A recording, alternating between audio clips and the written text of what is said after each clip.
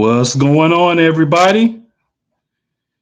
It's another episode of the Play Callers. But today, there's only one play caller, and that would be me, your boy, Cool McCain. Unfortunately, my co-host was not able to join us tonight, but that's okay. Still here. Got a great, night of sports set up for you to talk about. Fortunately, we only about an hour, so we may not get to all the topics. But if you're on, make sure if you haven't already, subscribe, hit that like button, and let's get into some sports. So, first thing I wanted to touch on was something a little bit on the positive side. So, as I was doing some research today, checking out some things, I noticed that actually the NCAA starting in 2022 is going to do something amazing. So for men's basketball, during the Final Four, they're going to actually do a game for the HBCU All-Stars. So basically what's going to happen is starting in 2022, there's going to be an HBCU All-Star game every Sunday. So the reason they're doing Sunday is because it's a day that's in between. So if you look at the semifinals, they're going to be on Saturday, championship games on Monday. So they're going to place that All-Star game in the middle there. I think it's really great because it gives kids may not have that that ability to be seen on TV, an opportunity to be seen by a large audience. They're also going to have something. I didn't get a lot of details on exactly how it's going to go yet, but some type of setup with information about different HBCUs and some HBCU history. I think some of those things are still working on. But I wanted to shout out the NCAA because a lot of times with the organizations, we always complain. We always talk about the things that they don't do. So in this case, they've actually done something that I'm, rather happy with. Like I said, giving kids from HBCUs a chance to play in an all-star game. And what's great about it is by being an all-star game, that means it's the best of the HBCU players playing together. So, a lot of times on some of those teams, you get some guys that are talented, but then sometimes you have some guys that just may not have as much talent as some of these bigger schools, which is why they lose a lot, but this is going to give them an opportunity to basically step their game up, play on a national stage and play against other talented players, the best of the HBCUs. To me, that's a very exciting experience. It's something that hopefully we'll get more information about in the coming weeks, and I'll definitely be revisiting that topic. But for me, it's very exciting. And like I said, I myself am a graduate of HBCU, North Carolina A&T State University, Aggie Pride. So, like I said, one of those things. So it's very exciting for me to be able to see that. So, that being said, again, shout out to the NCAA. Let them know, that I appreciate what they're doing. Wanted to put that out there. And, I'm very excited. And like I said, I'll be checking on that more. And then once I get more details and we get closer to that date, we'll go into more detail about that. But definitely had to, kind of get that out there as soon as I found out about it. Now, from that, I'm going to have to go on to something else that's not going to be as pleasant. So a lot of you have probably heard about the Creighton coach, Greg McDermott, and what he said. So I want to make sure that I give you that comment in full. So basically, after a loss to Xavier, McDermott told his team, guys, we need to stick together. We need both feet in. I need everybody to stay on the plantation. I can't have anybody leave the plantation. So this is what it's like almost funny to not being funny that in 2021, we have a head coach that has players as well as at least one assistant coach of color, and you use the word plantation twice in a statement to the team. There's so many ways to go with that. But I simply want to focus on the fact that you not only said plantation once, you said it twice. Also, the school allowed you to coach in this game. You have been suspended since then, but you should have been removed from the team immediately after that. You should not have coached another game. So, some questions for the team as to why that happened. Also, who thinks it's okay? What world do you live in where you think it's cool to tell your kids we need to stay on the plantation? Of all the analogies in the world you could have used, of all the things you could have said, you chose to say the plantation. Not once, but twice. So as I think about this, the only thing I can say to myself is shame on you, Greg McDermott. Shame on you. What you showed us was that you are an ignorant individual. And other people may have a different take, but I'm giving you mine. You're an ignorant individual, and that's a bad look. What you have to understand is the hurt, the disrespect that people feel when you use that language. And you could have used so many different words, form, so many different things. But you chose to use the word plantation not once, but twice.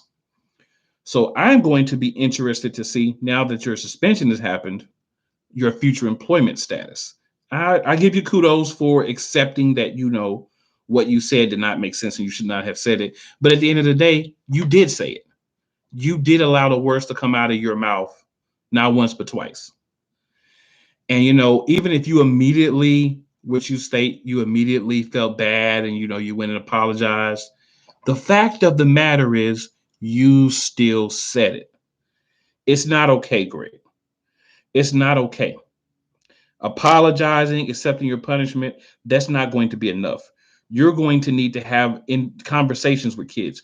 You're going to need to go to these kids, because I want you to realize this. Every one of those kids' parents are appalled if they're a person of color, or they identify with people of color and understand people of color. They're going to be upset with you.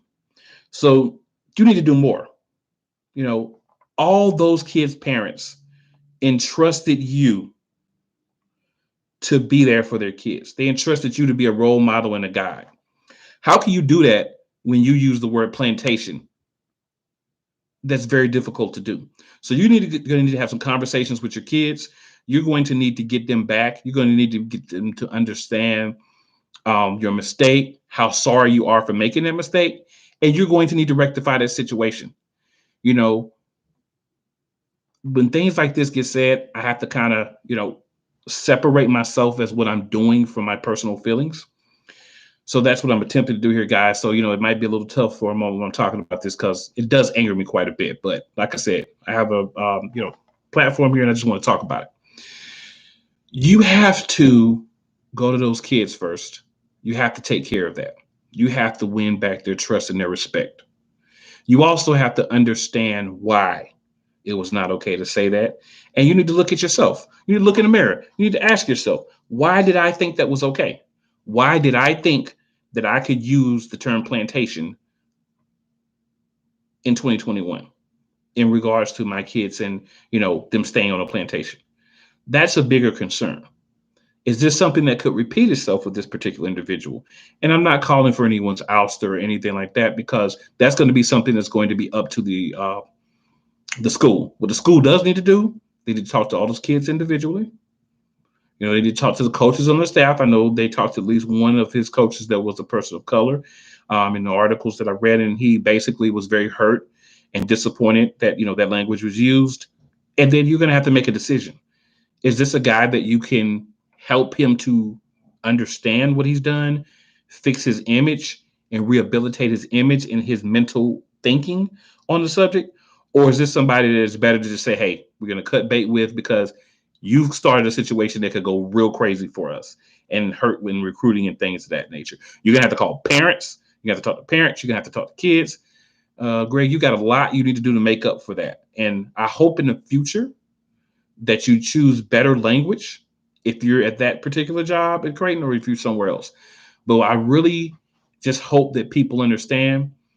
A lot of times people say, oh, things like that don't happen. Things like that aren't said now. And, there's Black Lives Matter and, equality and all those things. To an extent, there never will be 100%. And like I said, it's not a racial soapbox thing here, but that's appalling. And it has to be mentioned multiple times. And like I said, hopefully he's going to have to do a lot. And hopefully he takes the time to do those things to fix the situation. The expectation is more. You're a leader of young men. The expectation is more great. You have to be better than that. And if that's okay with you inside using that type of terminology, then like I said, mirror, look at yourself, get it right. So I'm not going to spend, the whole show talking about that, but like I said, it's something I wanted to make sure that I touched on and that I gave my 2 cents about, because very, very important for me for those two particular subjects we just talked about, the HBCU All-Star game, and then of course this situation with Greg McDermott. So as we know, we have the NBA All-Star game coming up this weekend. It's actually going to all be one day, and there's going to be different things that are going to happen. So we're not going to have the Rising Stars game. The players were selected for the Rising Stars game, but we're not going to have the game. So because there's not going to be a game, I'm honestly not going to discuss it because quite simply, there's no game. There's just, honorary basically roster and, whatever. But I will talk about the things that we are going to have. So we're going to have the skills challenge. So the way the skills challenge is going to work this year is they're just going to be, the players doing it. So the participants in the skills challenge, are going to be Robert Covington from the Trailblazers, Luka from the Mavericks, Chris Paul from the Suns, Julius Randle from the Knicks, Domantas Sabonis from the Pacers, and Nikola Vucevic from the Magic. So the skills challenge for me is something that I actually enjoy watching. A lot of people don't. A lot of people, they may watch it, they may not, they don't care. But I like it because it allows me to see something different. There's several different things that the players have to do to be successful, and then being able to do all of them shows just the versatility. You got some big guys in there, and Sabonis and Vucevic and Randall. You've got some guards in there. You've got some guys like Covington that can kind of swing. Can play the 4 or the 5, but can also shoot and handle the ball and things like of that nature. So it gives you a good mixture here. So I'm curious to see how that's going to play out. They have odds. The odds are Luka's going to win, followed by Chris Paul, then Sabonis, then Randall, Vucevic, and then Covington last. But one thing I can tell you about odds with these type of things, they happen at such a time and so quickly that if you're not on for that one particular thing, or you make one mistake, it's done. So odds are interesting to look at for me for those things, just to see what people think overall. But at the end of the day, you've got to go out there, you've got to perform. So when I look at this, I'm actually going to pick Domantas Sabonis from the Pacers. I think Sabonis has the perfect mixture of the ability to pass, the ability to shoot, the ability to drive to the hole. He's going to be able to, he's very versatile. So I'm going to pick him to be the one to win, the skills competition. I think that's something that he has a little bit of that versatility, sort of like a Scottie Pippen type player for me. I'm not saying the same level, but the way he plays. So I think he's a guy that would be great to see, that would be great to, to watch in this, and has a great opportunity to actually win this. Obviously, Chris Paul's a guy that you always look at it and say he has the ability to, come out and perform in things like this. But I think it's Sabonis' time here, and I think he's the one that's going to win it. Of course, like I always say, my predictions are about 50-50. So there's a good possibility that I am wrong, but that's my pick. So guys, hop on the comments if you're watching and just let me know what you think. Who you think is going to, take care of that. And we'll see if we agree or not. Of course, as always, hop on, comments, questions. I'm here for. All right, now we're going to hop into, and of course, this is all Sunday. We're going to hop into the 3-point contest. So for the 3-point contest, the participants are Devin Booker, Jaylen Brown, Stephen Curry, Zach LaVine, Donovan Mitchell, and Jason Taylor. Tatum, excuse me, Tatum. So when I look at this, everybody I see here is an all-star, which is interesting. But yeah. So the thing is, you have the human. I call him. I don't know. Just you can't even call him like the microwave or anything like that. But you have the human 3-point machine in Steph Curry. And I look at this. There's a lot of guys that can get high and make things happen.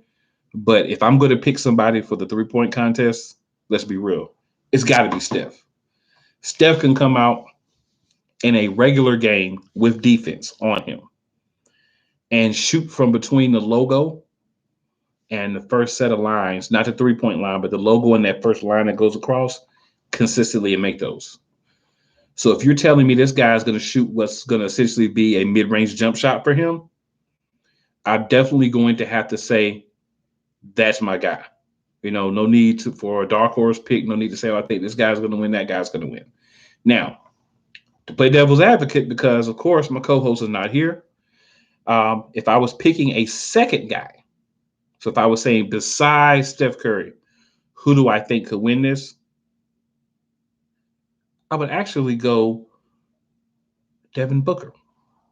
So if it's not Steph, I would say Devin Booker. And the reason being is you're going to have to get hot. You're going to have to be able to take a lot of shots very quickly. That's something that Steph's been doing for years. And I've seen Booker in the games I've seen him play. Quick release, sets up good, smooth transition, gets the shot out quick. So that can relate to this type of situation. When you're thinking about a 3-point contest, what are you really thinking about? How quickly you can get those balls in accurately.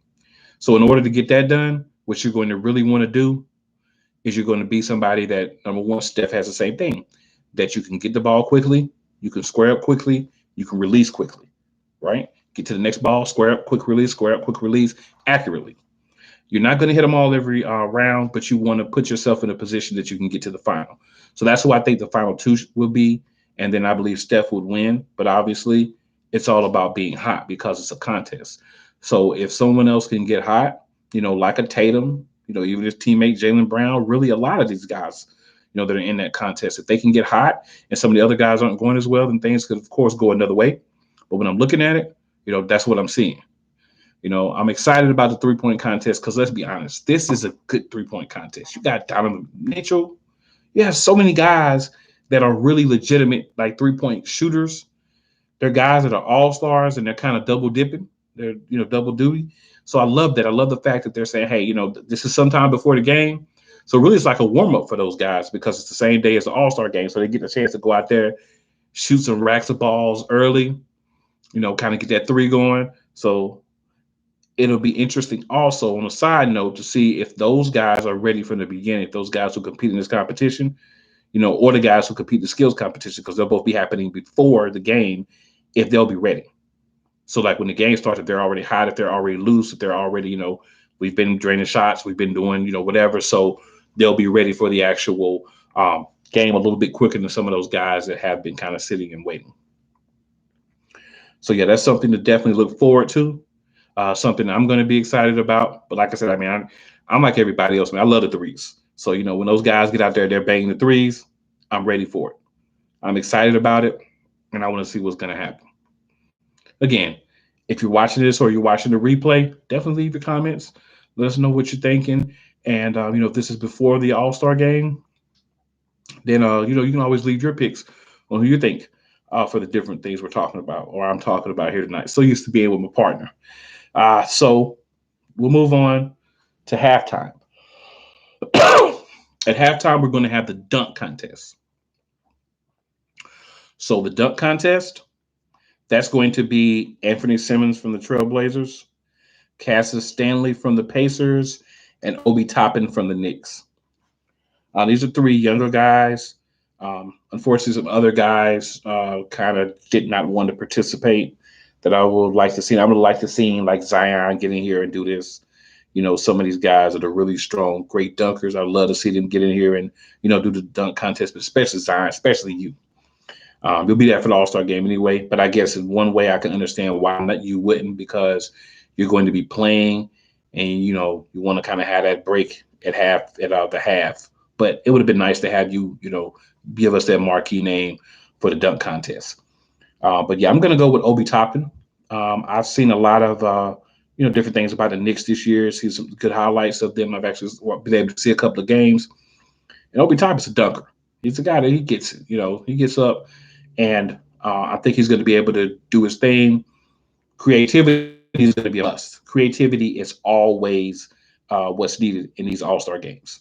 So hopefully he's going to be able to come out, have some great dunks, do some creative things, and be the one to win that competition. But he may not be. The best thing about it is anyone can win. Anybody can win any of these competitions.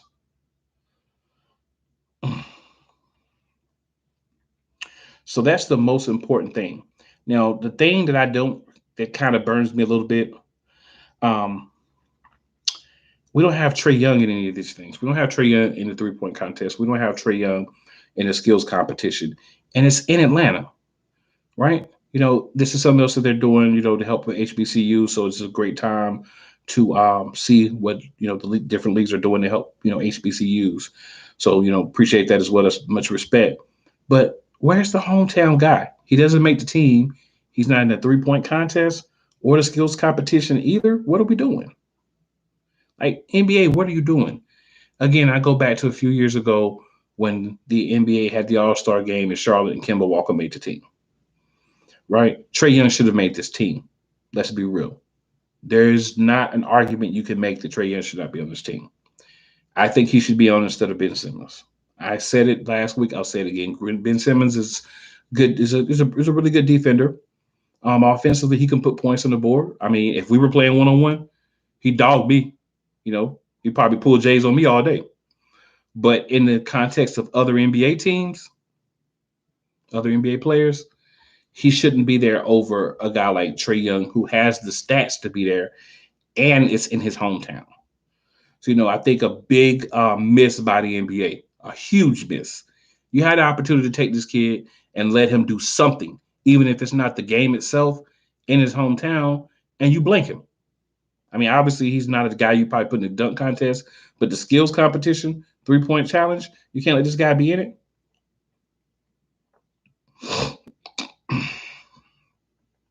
Very disappointing, man. Very disappointing. But you have to enjoy the weekend and just enjoy what you are able to have. So, it is what it is. There's nothing more you can really do about it. But, it is a disappointment. Like straight up, it is a disappointment. There's no other way that you can put that, but it is a disappointment that you didn't allow that to happen. So hopefully there's something that they will, fix in the future. And take some time to think about when you're doing this stuff. Just think about it seriously.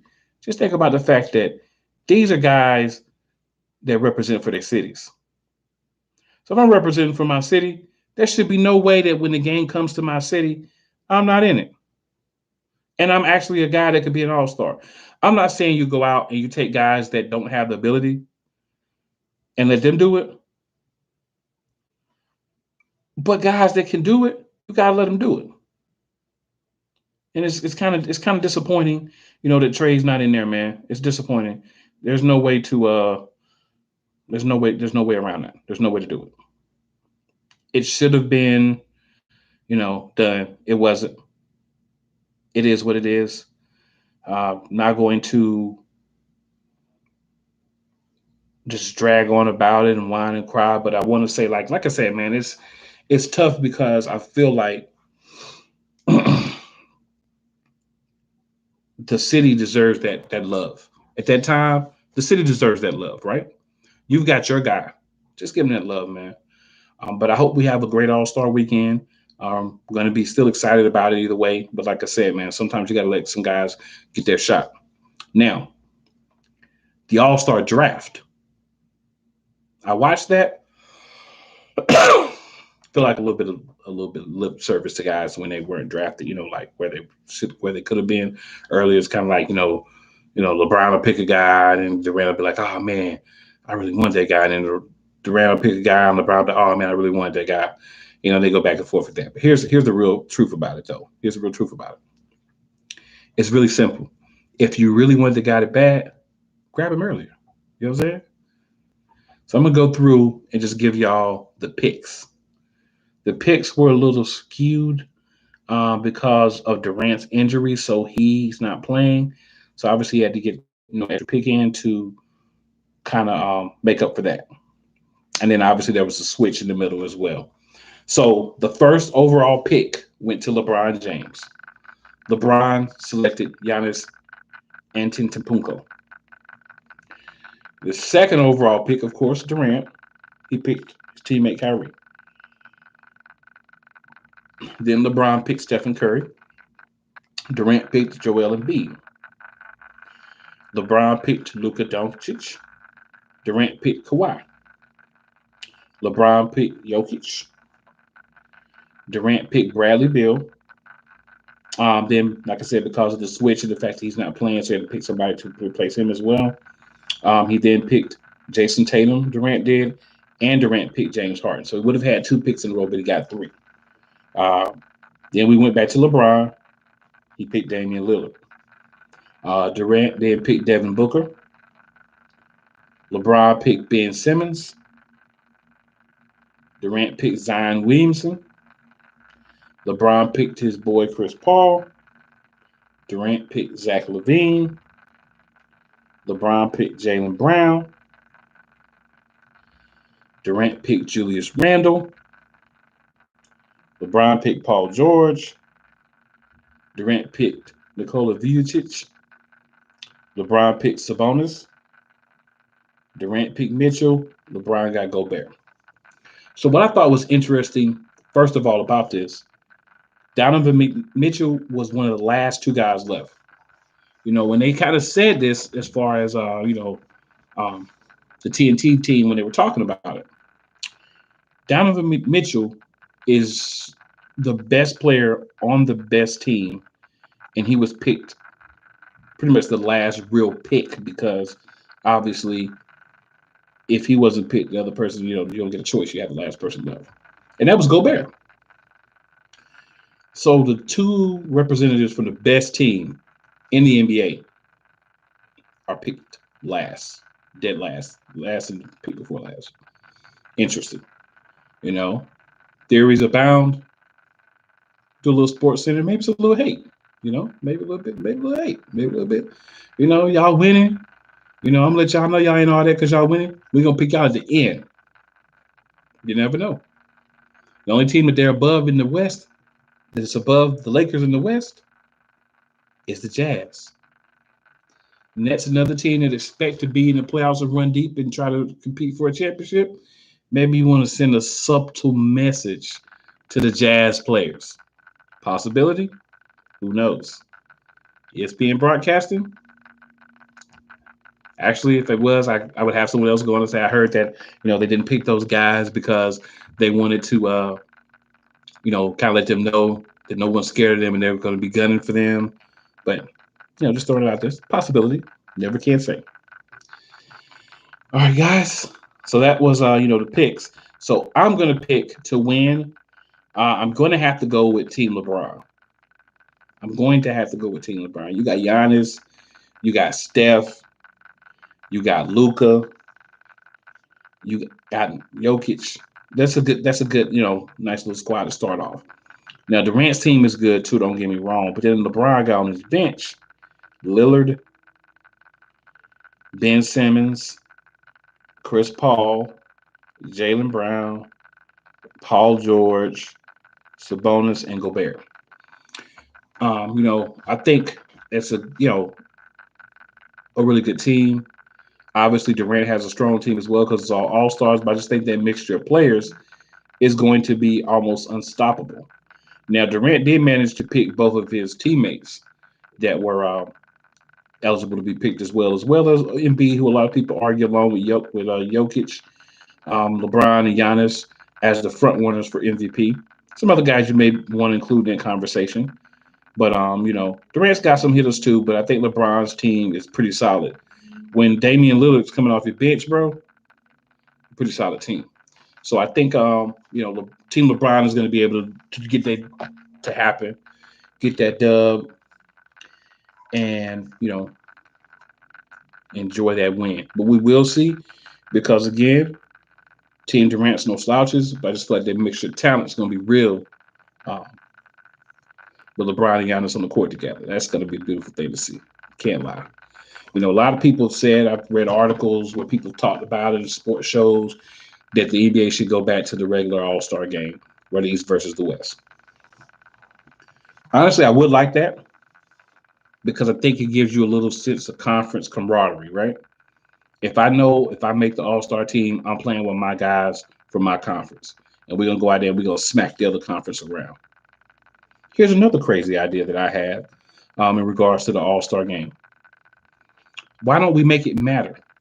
You win the All-Star game, your team hosts the NBA championship. So if you're the West, you win the All-Star game, whatever, no matter what the records are. Team from the West, you get to the home field advantage for the finals for your conference. Same thing with the East. So maybe that's a change that we could think about making, NBA, if you watch, or if you go back and watch later. But seriously, that's really something not to think about in regards to the All-Star game. Make it matter a little bit.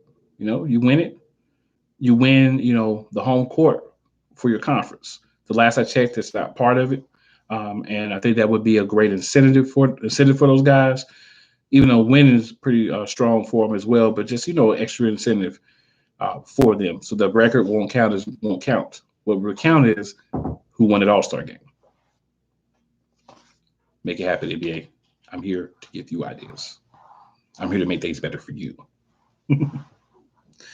All right. So another thing I wanted to touch on was switching gears a little bit, was Alex Smith. So a lot of you may have found out or heard by now that Alex Smith has been formally released from the Redskins today. There was talk of it earlier in the week, but excuse me, the football team have released Alex Smith. So of course, everyone has an opinion of where they think Alex Smith should go. Everyone thinks he should go here, he should go there. I think he's going to go here. So a common one that I heard a couple of times was actually San Francisco. Unfortunately, my co-host is not on to talk about that this week, because I know he would want to jump on that really quickly. Loves those guys, of course. But I would say you have Jimmy Garoppolo. Unless you're going to, get rid of him, it doesn't really make sense to bring in Alex Smith. I think you have to be concerned with just injuries with Alex Smith, and not necessarily the injury that hurt him, but I think maybe because of that injury, the way he's, planning, the way he's moving, he may be trying to overcompensate, which may cause other things to happen, because mentally, he remembers. Um, I can't say that he would be a great bit of an upgrade, a huge upgrade, I should say, over Jimmy Garoppolo there, but he would be someone who could fight with Jimmy Garoppolo for who's going to be the starter. So that could be a possibility, of a place he could go. I thought of some other places that he could possibly go. A lot of talk about Matt Ryan possibly leaving Atlanta. So say that word, excuse me, to come to pass. Matt Ryan leaves Atlanta. Would it not be a bad idea if you get rid of Matt Ryan, you're able to bring in Alex Smith with those weapons you still have, and maybe you get some compensation for Matt Ryan? Because Matt Ryan's window, let's be honest, is getting nearer to the end at the beginning. And with that, if you can get some compensation for him, and you could bring in a guy like Alex Smith to hop in and be your quarterback for the next couple of years, maybe at a lower rate, or maybe you draft a quarterback and bring in Alex Smith, let Alex Smith start until that guy's ready. Um, Possibility. I see my co-host did chime in and say he would be a solid backup option who could compete. Well, from what I've been hearing, they're not talking about compete. They're talking about him being your guy, him being your starting quarterback, which means you would be getting rid of Jimmy Garoppolo. But him coming and competing would definitely make sense. Another place I thought of would be the Panthers, because it does not seem that the Panthers are sold on Teddy Bridgewater, and if they can find a way to move on from him, From everything I'm hearing locally, that may happen. That were to happen, he Alex Smith could be what they wanted Bridgewater to be, a guy that's the bridge until they get the next guy, whether that's through the draft or they end up getting someone from another team, or maybe they hold off a year, fill up some other gaps, and then go after a quarterback next year if they can't get who they want at the position that they're at. So I think he may be another more of a long shot for Atlanta and the Panthers, but at least a shot that they may go after. Some other teams that I've thought about. Um, New Orleans. I know Drew Brees hasn't officially retired yet, but if you think about Drew Brees and what we saw at the end of the year, as well as his wife and her off the wall comments, I think you have to say he's at least in a position where you say, all right, he's a guy that's probably going to be gone. So you're going to be looking for a starting quarterback. So if you're looking for a starting quarterback and you're able to go out and you can grab a guy like Alex Smith for a couple of years, why not? Would you rather have Alex Smith or Jameis Winston? And I guess that's an organizational decision, but you would at least have to, kick the tires on it. And the best thing about Alex Smith, the same thing I say about Cam Newton, the same thing I say about Jameis Winston, he's been released. What that means is you do not have to give up any compensation other than his pay to attain his services. You don't have to go and you don't have to say, well, football team, what do you want? Do you want a fifth round pick? Do you want a third? Do you want whatever? You don't have to give up any assets to bring him in. To me, that's important because that gives you an option that can play, has played and has success in the league, and nothing but the salary. You look at a lot of these other quarterbacks that are out there, we've talked about them in the last few shows. There's compensation that's tied to a lot of them. So the guys that don't have compensation tied to them, other than whatever you're going to pay them, as far as compensation, draft picks of any kind, those are guys that if I were a GM and I felt like one of those guys could at least be my backup and my spot starter if needed, or a guy that starts until my other guy's ready, I would go look into it. Jacksonville. Jacksonville was an option that came to my mind as well. We know they're picking Trevor Lawrence. Are you going to put Trevor Lawrence out there day one and let him be the starter without competition? Or are you going to bring in somebody, maybe Tyrod Taylor is another option, kind of in that same vein of guys that, have shown in the past they don't mind being a bridge guy or a guy to help a younger quarterback until the team's his. Been very gracious when losing their jobs, to guys. Fitzpatrick is another guy, he's been pretty gracious. The stunt he pulled in Miami last year with the crying and everything was a little crazy, but he kind of accepted it, and I have to respect that because it's hard to lose your job, man. That's in any field. It's hard for somebody else to come in and take your position that you have. So, you have to have those guys and guys that you can appreciate that you allow that to happen and would be smooth in that transition because it's an important transition for your organization as well. Because if you have the wrong type of situation, like what ended up happening in Philadelphia the last couple of years, it can tear apart your locker room. It can tear apart your organization. You can undermine your coach if he's not strong enough to handle that properly, which it doesn't look like Doug was. So you want to you want to kind of have that guy that'll say, you know what, if you beat me out, it's your team. Cool. I'll support you. I won't cause any problems. I won't pout on the sidelines and say I want to be traded. So those are some of the options. I also thought about New England Patriots. They're going to need a quarterback. Um, I know obviously they could end up bringing back Cam maybe, or maybe going after Jameis Winston. But again, New England's an organization that I don't see them going out and saying, I'm going to spend the money, I'm going to spend the assets and the money for Deshaun Watson. So this could be a guy that, like I said, a couple of years left, I believe, until you get another guy. Maybe it's Stidham, maybe it's somebody else that you draft that you want to kind of prep for that role if you don't go the Cam route. Alex Smith could be a guy that you bring in for a year or maybe two and just see what he can do, see what he has left. It can't hurt. Keep the tires on him. Like I said, for what he did for the football team when he played later in the season, I think he could. I think he can start. I think he's got a couple of years left. He's missed some time with injuries, so I think he's got some time left. Another team where he could go would be my Philadelphia Eagles. Reason being, a lot of rumbling that There are some in the organization that aren't sold on Jalen Hurts being a starter, and they want to bring in competition for him. This would be a great guy. Fitzpatrick as well, Tyrod Taylor. I really kind of tie them all together because I put them in that same vein as far as um, guys that have started in the league, have had some level of success when being inserted in games or playing in games, but they have been gracious as far as not causing any type of ruckus or anything of that nature when they've been pulled out of those games and someone else has played, in place of them. So I think that those are guys you want to look at. Those are guys you want to think about. Those are teams, and I think that he will be well to come in and push Jalen Hurts versus a team like the Eagles spending a draft pick on another quarterback because you just spent a second round pick on Hurts last year, so it doesn't really make sense to go back and spend another top 10 pick on a quarterback. Because if so, you're basically telling Hurts we don't believe in you.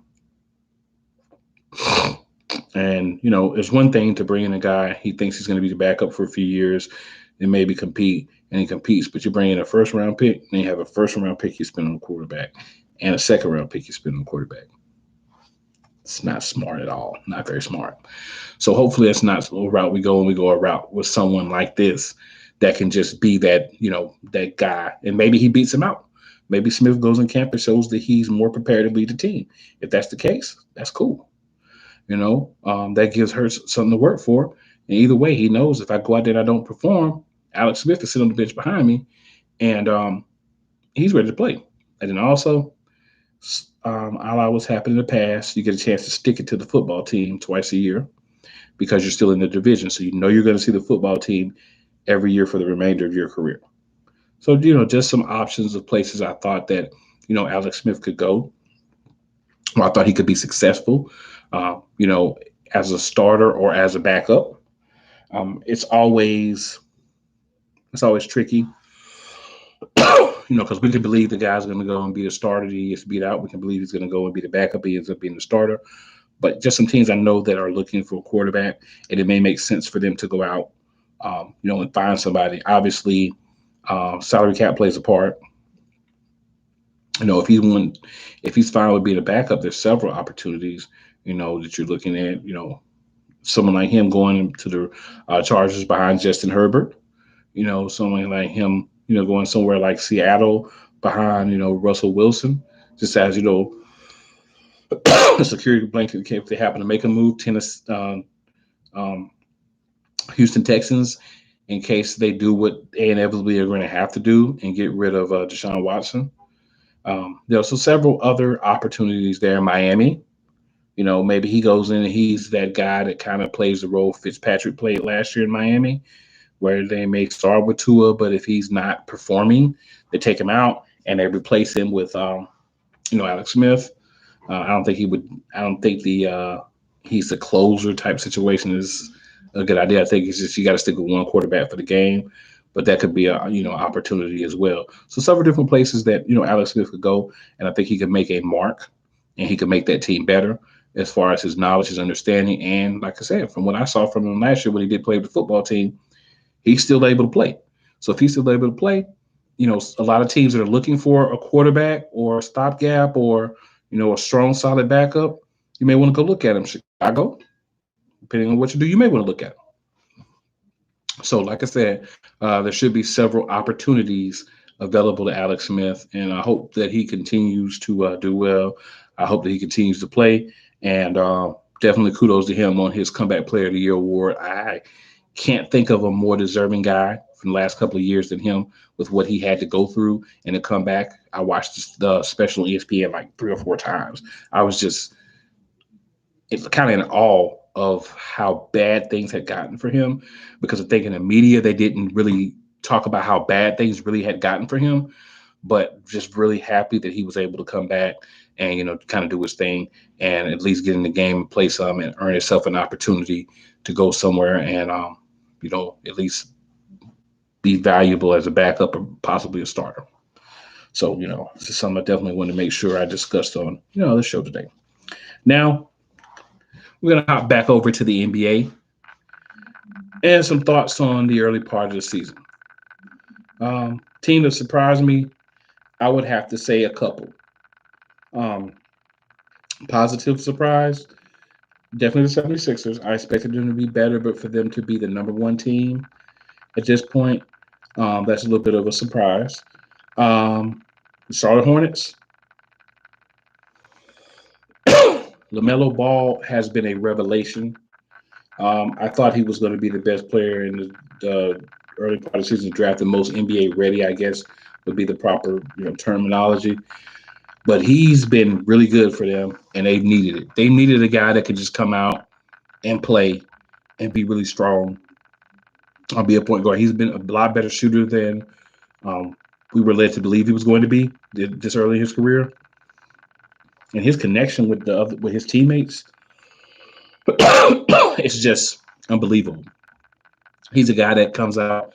Um, he's been very humble, nothing like his dad, and just done his job and just continue to get better for that team. And I'll tell you, man, they're loving him here. He's getting a lot of love around the country, and I think he's a guy that's going to be must see, and he's going to be able to do what he does very well. Um, when I look at other teams, the San Antonio Spurs are fifth in the West this year at the break. Um, that's a little bit of a surprise because there wasn't a lot of additions to the team from last year. Sorry, guys. There wasn't a lot of additions to the team from last year, but they were able to be that much better, at least through the first half of the season. But you have Greg Popovich as a coach. They've consistently been a top team, so that's good not to surprise about that, but it's worth noting to me. You definitely have to talk about the Utah Jazz. Best team in the NBA, best record. They get props. They've done what they needed to do. They continue to do so.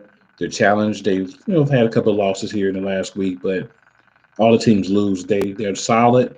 I love what they're doing. I love the fact that they really focused on accepting what they have. Everybody has defined roles on the team, and everybody does their thing. They have guys that come off the bench. Their job is to go out there and just be loose. A lot of times when you have these successful teams, you have that. You have to have a couple of guys that come off the bench, and their job is just to go in and do whatever they want to do. What that allows you to do, you have your starters, but you're allowed to give them minutes to rest.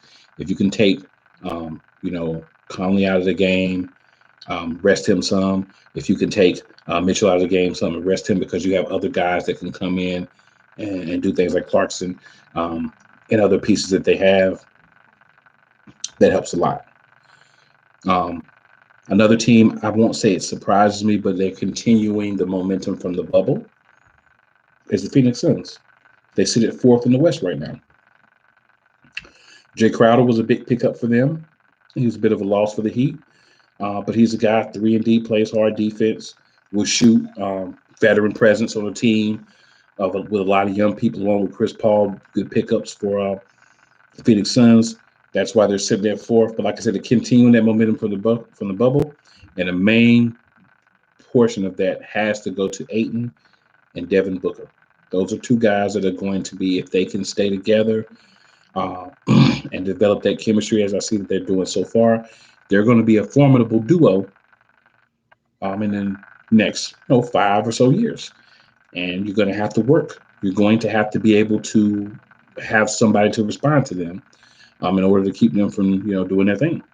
So that's something that I'm really excited about. Love the young players. Love to see those young guys, those draft picks hit organizations to build up, and then be able to bring in some of those veterans to shower them with knowledge, teach them, help them be ready to do what they need to do. You know, so that's a great team for that. And you cannot talk about surprises. I refuse to talk about surprises. And if anybody does not mention the New York Knicks, then they are not watching basketball. The New York Knicks are in fourth place in the East. The East is tight, but still, the New York Knicks are in fourth place in the East. Let me say that one more time. The New York Knicks are in fourth place in the East. We have not talked about the Knicks in playoffs for years. They've got an all-star. You know, they've got some good young pieces. They may have, the funds to be able to bring in another real strong player here in the near future. So they have everything that you're looking for. They have everything. Honestly, right now they have what you're looking for. If you're a guy that's thinking maybe I want to go somewhere where I can still be the guy, but I know that the other pieces are kind of around me. They're building in other pieces.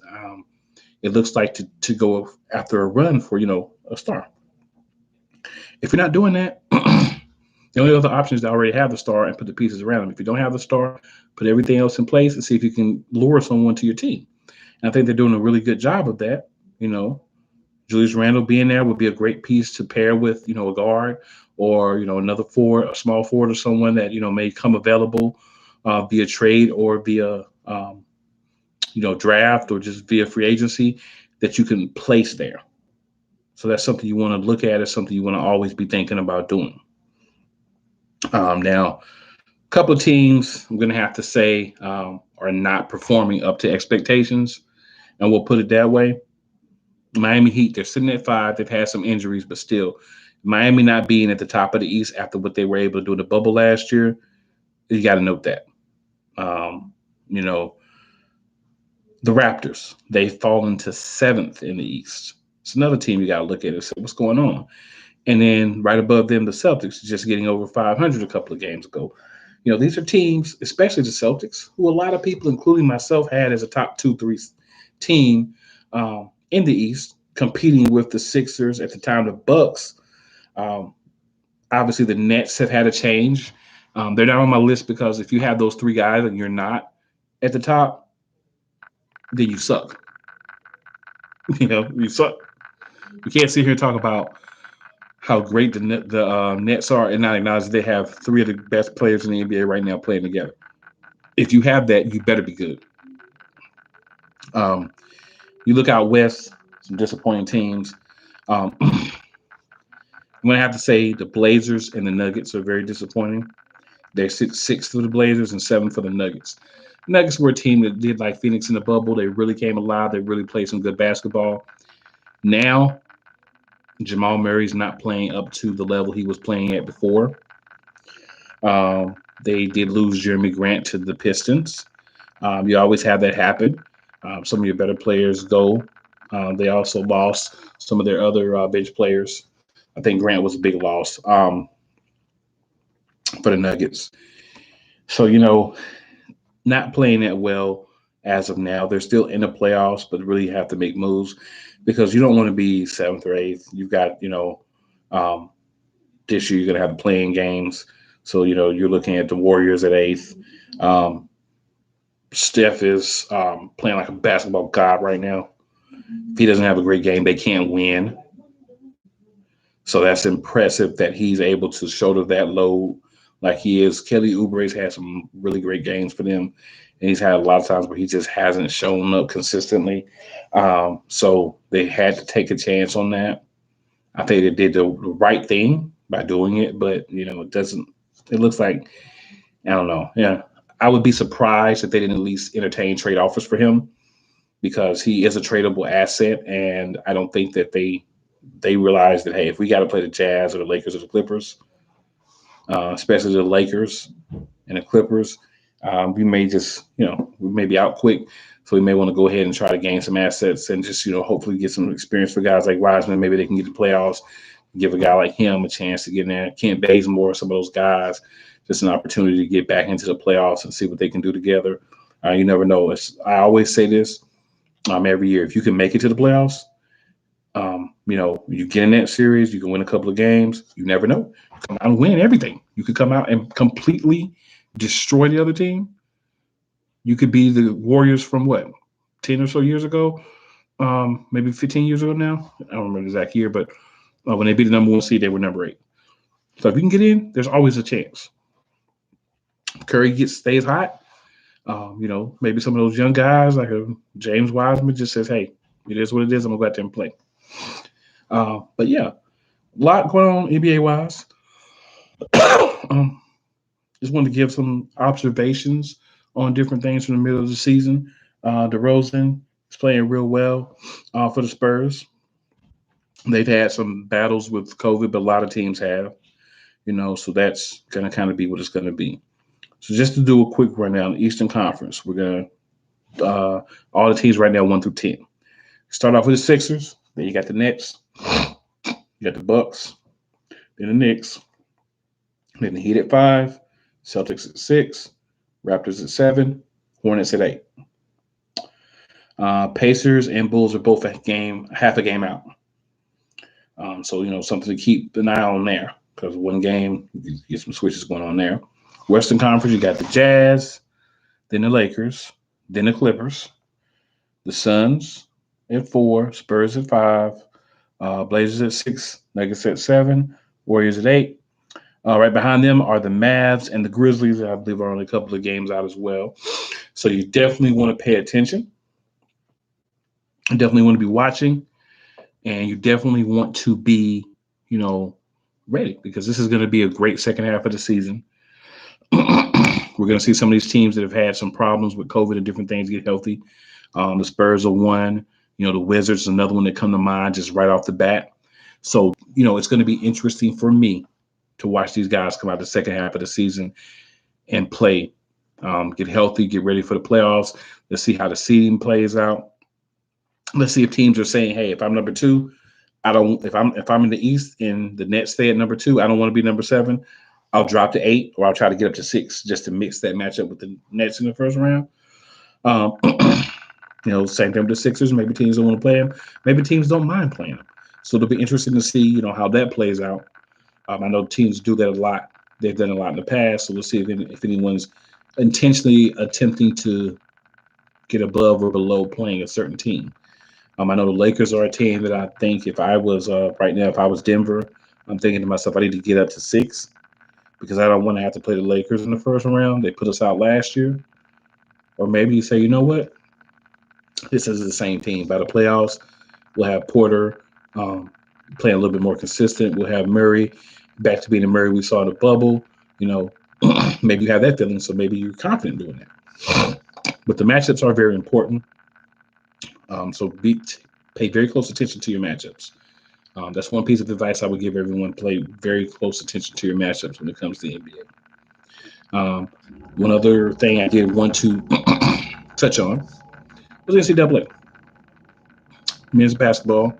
We're starting to get to that time of year. March Madness is around the corner. We're finishing off a lot of the regular season this week. We're going to be doing a show basically talking a lot about, the different teams, who we think is going to win, who we think is going to make it, those type of things here in a few weeks. The Friday before the selection show. So make sure you watch and keep in mind for that. I believe that'll be 2 Fridays from now. So just make sure you're, guys are aware of that. Check us out. We'll be talking that. We'll have a special guest, come on and actually NCAA basketball with us.